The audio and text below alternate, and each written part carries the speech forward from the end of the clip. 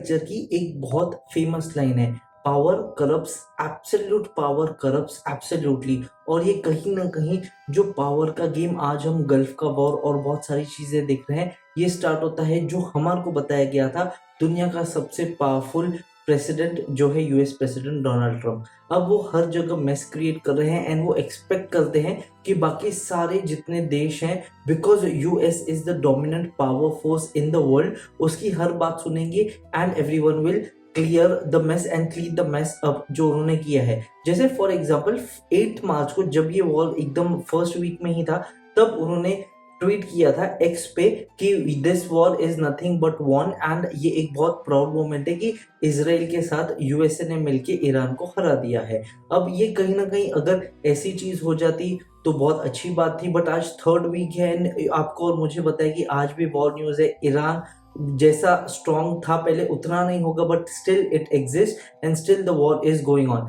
सबसे पहली चीज, ईरान के पास जैसा स्ट्रेट ऑफ हॉर्मुज जैसा जियोग्राफिकल और वर्ल्ड का चोक पॉइंट है जो उसने चोक किया है। अब यहाँ पे किस्सा बढ़ जाता है और ये कहानी बहुत इंपॉर्टेंट है। आपको समझना पड़ेगा कि पूरे वर्ल्ड में ऑयल क्राइसिस हुआ है, जो $40-50 $60 का बैरल था वो आज $120 पर बैरल हो गया है। तो इन्फ्लेशन ऑलरेडी आया है और ऑयल से, क्रूड ऑयल से, ब्रेंट क्रूड से बहुत सारे हमारे day to day indirect direct work force independent रहते हैं, वर्किंग चलता है, तो उनका भी इन्फ्लेशन आ जाएगा जो इवेंचुअली एक इंडिविजुअल पर्सन के पास पड़ेगा। अब अगर हम वॉर स्टेटस की बात करें तो कितने हजारों लोगों ने अपनी जान गंवाई, कितने लाखों लोग बेघर हुए हैं, कितना ट्रॉमा है, और ये सारी चीज तो उस वॉर जोन में है। अब यहाँ पे जब ये स्टार्ट हुआ था, स्ट्रेट ऑफ हॉर्मुज को चोक करना स्टार्ट किया था, तो डोनाल्ड ट्रंप का अगेन ट्वीट आता है कि जो कमर्शियल व्हीकल्स हैं, जिनके पास कोई डिफेंस नहीं है, जिनके पास कोई मिलिट्री कैपेबिलिटीज नहीं है, जिनके पास कोई आर्मर या कुछ भी उनकी वेसल्स उस तरीके से प्रिवेंशियल या फिर उस तरीके से बनाए नहीं है, उनका ऐसा बोलना था कि थोड़ा गट्स बताओ, थोड़ा बहादुरी बताओ and come across the war zone and you will drive ship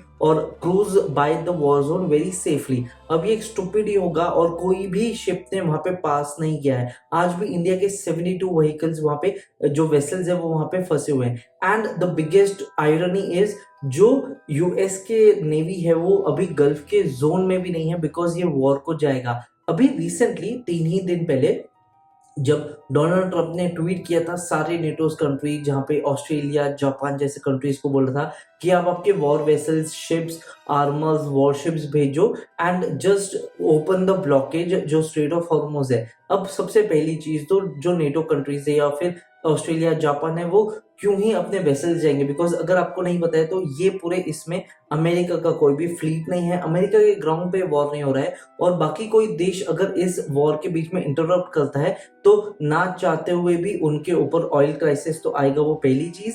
because कहीं ना कहीं जैसे वियतनाम, श्रीलंका ऐसे देश हैं वो पूरे 90 to 100% डिपेंडेंट है ऑन दिस क्रूड ऑयल जो इस स्ट्रेट ऑफ हॉर्मुज के पैसेज से जाता है। तो सबसे पहली चीज तो ये होती है। सेकेंड होता है डिप्लोमेटिक स्टेटस, जहां पे जो कंट्री एक सिर्फ ड्रोन या फिर एक सिर्फ मिसाइल अटैक से ही वो इस वॉर में ड्रैग ऑन करेगा, बिकॉज वो किसी के सोल्जर को मार रही है और वो रिटेलिएट नहीं करेंगे, तो पहली चीज तो ये गलत है। सेकेंड चीज, अगर इनका सोल्जर वहां पे मर जाता है या फिर एक सिविलियन भी मर जाता है और ये वहां पे रिटेलिएट नहीं करे, तो इनको कहीं ना कहीं एक गिल्ट का फील आएगा और पूरा वर्ल्ड इनको पुशओवर समझेगा। तो ये बहुत thin line of diplomatic status हो जाता है कि अगर दूसरी कंट्री इन्वॉल्व भी हो तो वो क्यों हो। बिकॉज सबसे पहली चीज आप समझो, जैसे मैंने स्टार्टिंग में कहा था कि ये वॉर कोई चाहता भी नहीं था और यूरोपियन या कोई भी दूसरा देश इसमें, इनफैक्ट इंडिया ने भी उनके कॉल्स को कभी अटेंड नहीं किया, बिकॉज कहीं ना कहीं this is a mad situation जहां पे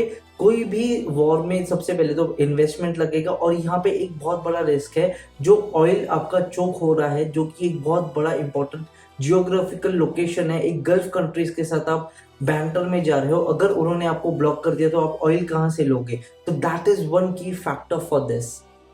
एंड थर्ड पॉइंट जो आ रहा है वो है प्रेस फ्रीडम इंडेक्स को।